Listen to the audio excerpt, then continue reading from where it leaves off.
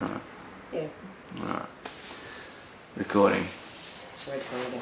Yes. Okay, so just trying to get an idea of the, I don't know, just spinal injuries, how they affect not only the person that it happens to, but the family, and just see what you remember about the day and the time and like how you were feeling, what happened, what you experienced, I suppose, what you remember about the whole thing, you know. Yeah. Well, I know I hadn't been out to football for quite a while, and I decided for some reason to go that day.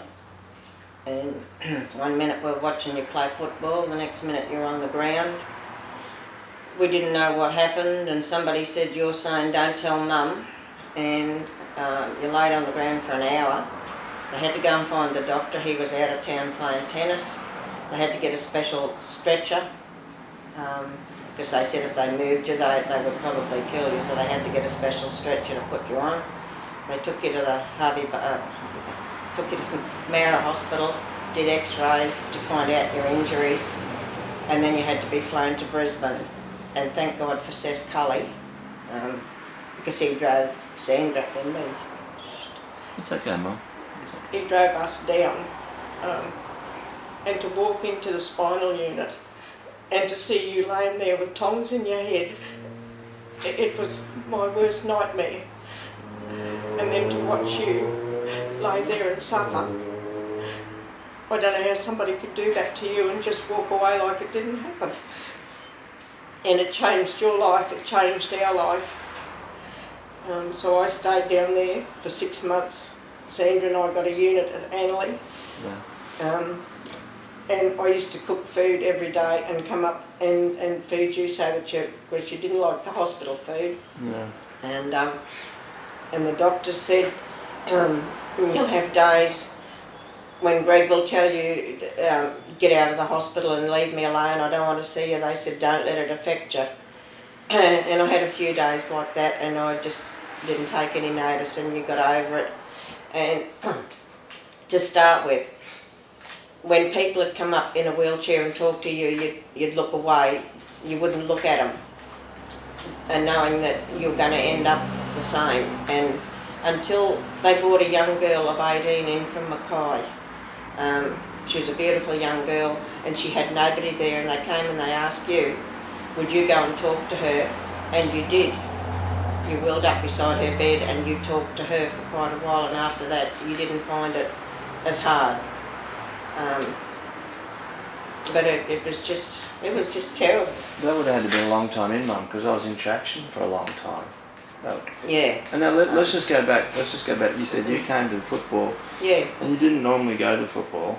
No. Why did you go? Because Sandra told me I wasn't supposed to be playing that day. That's why I didn't think you were either. Then why did you go to football? I don't know, Sandra and them said, Mum, why don't you come out to football? You haven't been for a long time. So I said, all right, I'll go. And then you were playing, we were watching you, and the next thing you were on the ground. But I'm sure I was meant to go because I took Kerry Gleeson with me. Yeah, I know. And I thought she was coming with me to watch football. Maybe, I don't remember, maybe I just took her to football to watch football. I didn't expect to play. I don't remember either. Yeah, nobody could get her out of the house, and her parents asked you if you'd go around and see if you could coach her out of the house, and you did. You took her out to football. She was sitting in your car by herself when you were on the ground. Apparently she was hysterical, and Kevin Glover went around to her and took her home. I did ask her once a little while ago, I don't know how long ago now, and she just said she cried for weeks. Yeah, she was really hysterical apparently in your car, not knowing what was wrong. Yeah. We said to Kevin Glover, can you go around? He raced around to her. Yeah. And apparently took her home. Yeah.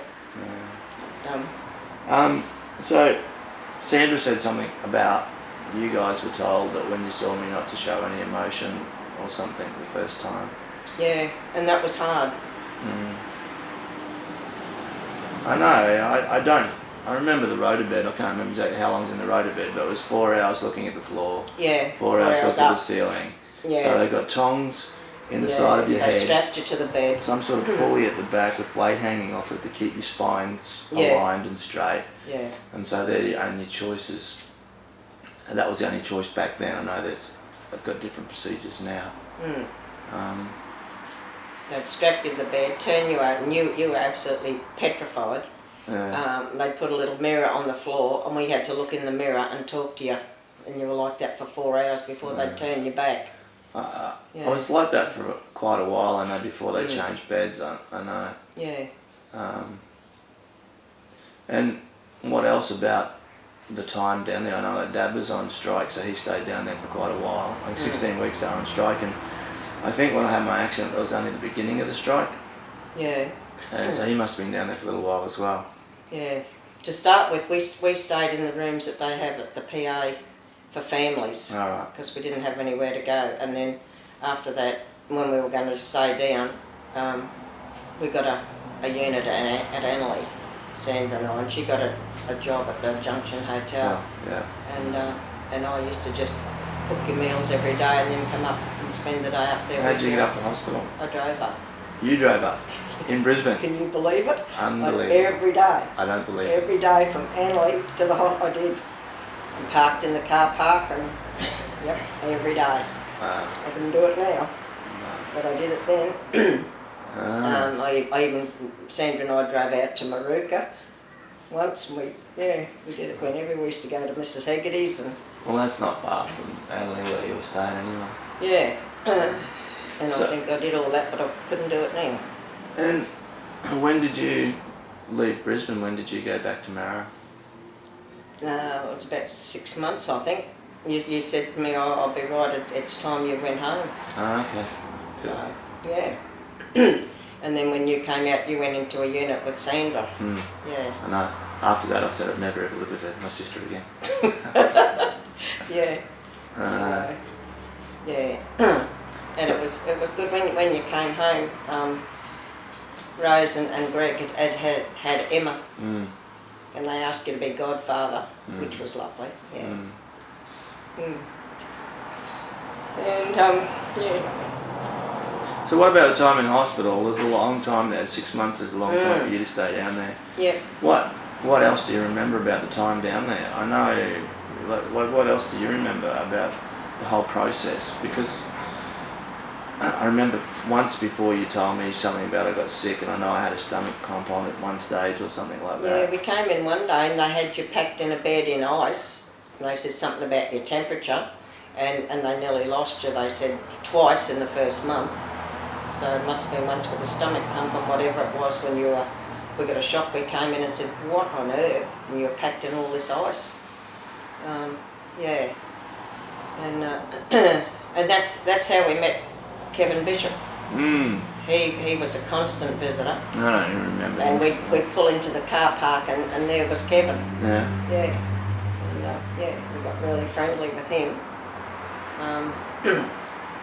And I know when you were home, Kevin Glover and Mark Dongy, they were the main two. They used to always come round after work, and if you were having a down day, they'd just say, none of that, get in the car, we're going out. And they'd take you out somewhere. They were really good, both of them.